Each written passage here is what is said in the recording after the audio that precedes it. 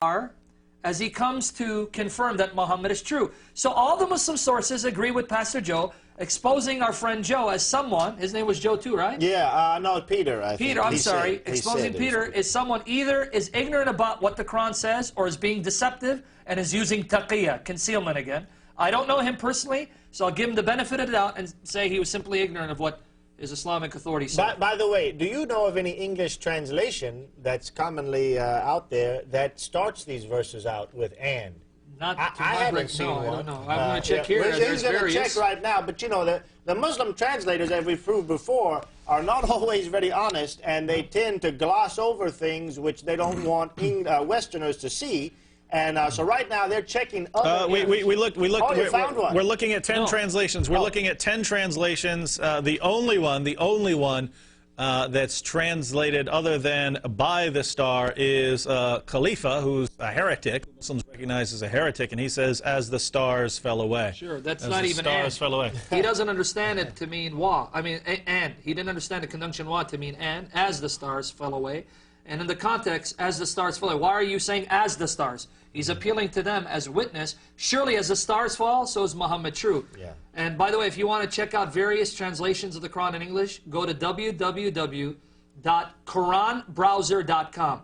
Koranbrowser.com. When you spell Quran, you have to spell it Q-U-R-A-N, not K-O-R. Q-U-R-A-N, browser.com. There you have various English translations of the Quran and an Arabic transliteration available for free, so you can check that out. Isn't it interesting that Muslims, typical Muslim, and the argument offered by the Quran for how you know it's the Word of God is its amazing literary excellence, and Muslims can't even agree on how to translate this. Yeah. They call in and try to give it all kinds of different translations, and to say it means "and" or it means "as" or it means "by." Yeah. What do you do with this? You can't translate the first line of a surah without coming up with all kinds of different translations. Well, and they need to read the Muqaddimah by Ibn Khaldun, one of the greatest supposedly Islamic historians, who said that anyone who says that the language, this is a Muslim historian that was well respected, anyone who says that the language of the Sahaba, the companions of Muhammad, was some great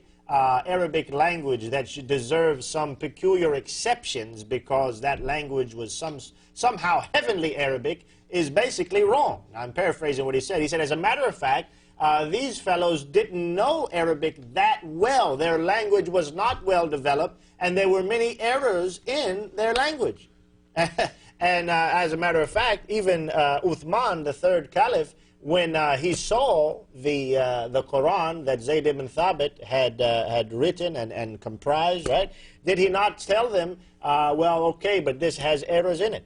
Even Uthman, who ordered the recension of the Quran, the third caliph, after he saw that which we have today, supposedly, according to Muslims, we have the same Quran. Well, you know, if you agree with the fact that Uthman did have the recension, and Uthman said there's errors in that. And they keep telling us the miracle is in the language. What is the miracle in the language? I'm learning Arabic. There's all kind of Jews, Israeli spies learn Arabic. Is it a miracle? I mean, what's going on? They don't know either. They're just taught to say that. That's what they're taught. Oh, it's a miracle. It's a miracle. It's a miracle. And if you don't like to think about what's presented to you, you just go on repeating that, and you end up at the end of the day saying it's just a miracle. It's just a miracle. It's miraculous. Well, what is it that makes it miraculous? I don't know. It's just a miracle. Well, what about it is miraculous? That's just a miracle.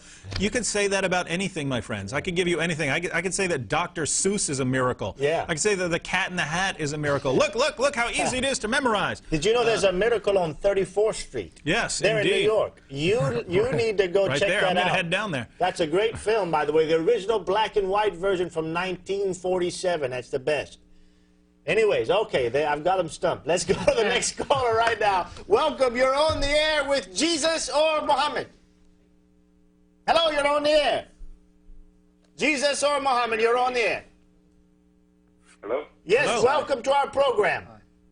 Yes, there are many things to be said here, but I don't know if we have enough time. Okay, can you please address the topic of the satanic verses? I was not prepared for that issue. I do not know enough about it. But that's the subject of the program, and no Muslim has been able to address it. Why is that? Well, I'm sure there are a lot of Muslims ready to address that. We're waiting, but go ahead with your point. We're waiting, but go ahead with your point. Yes, exactly. Let's go along with my point. First thing to be stated, I'm not a scholar in the matter, but I just want to ask, when I want to learn about Christianity, I ask the Christians. When I want to learn about Islam, I ask the Muslims, or the Muslim scholars. I don't ask you about Islam. Do you ask Ibn Kathir? Hold on, can I ask you something? Would you consult Ibn Kathir, Al-Tabari, Ibn Ishaq, Ibn Ashab, Ibn Hisham, Al-Qurtubi, Al-Bukhari, Yes. Imam Muslim? These are all the scholars that we are referencing and we learn the Islam from. Yeah, and it's very important. We don't say, hey, Muhammad delivered the satanic verses because we say so. That's not what we say at all. We say Muhammad delivered the satanic verses, and we know it from these 37 Muslim sources that report Muhammad delivering the satanic verses, and by applying the principles that historians use to investigate history. So we're not saying, hey, believe in what we say about Islam. We are saying believe in what anyone could arrive at by careful historical investigation of the Muslim sources. But David and I spend money to get your best resources, your scholars. We don't buy Christian books on Islam. We buy Muslim books by Muslim scholars on Islam, and we spend our own money to do so. So we're learning Islam from your scholars. You're rejecting it. But go ahead. Yeah, I'm sure your listeners are aware of your position. I'm just trying to let you be aware of mine. Okay, go ahead. Go ahead. As for that part, is that what I can tell you is that you go to the scholars because sometimes you have to read certain things within certain context. Now, the scholars are the ones who could tell you about that, but I'm not calling in regards to asking you about Islam. Okay, go ahead, sir, and give us your point quickly, please. All right. This one is for Shamoun. I have a few questions. Tolerate as long as you can. For Shamoun, first of all, I saw a debate. He was debating Qureshi. Quran. Yes. And he brought up the case of Daniel 7, the verse of Daniel 7. Exactly. And saying that it was Trinitarian in nature. No, that's not what I said. I said that it shows that there are two divine persons, which comports with Trinitarianism. That passage is actually affirmative of binitarianism. Yes, okay. Well, the point is that you alluded that there are multiple beings in the Godhead. Multiple persons. Multiple persons. Persons, one being.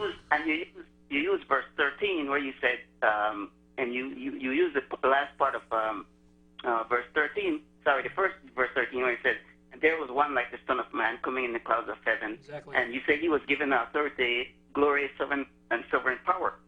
But Quraysh seems stunned by this. But as long as you keep reading verse 15, it says that Daniel, the person who had the vision, he asked somebody to interpret it for him, and that if you read it, verse 18 says, but the science of the Most High will receive the kingdom and possess it forever. Yeah. Now, this in no sense means that the saints are part of God. Okay, can I now address you? Because I know you're going to go verse 18.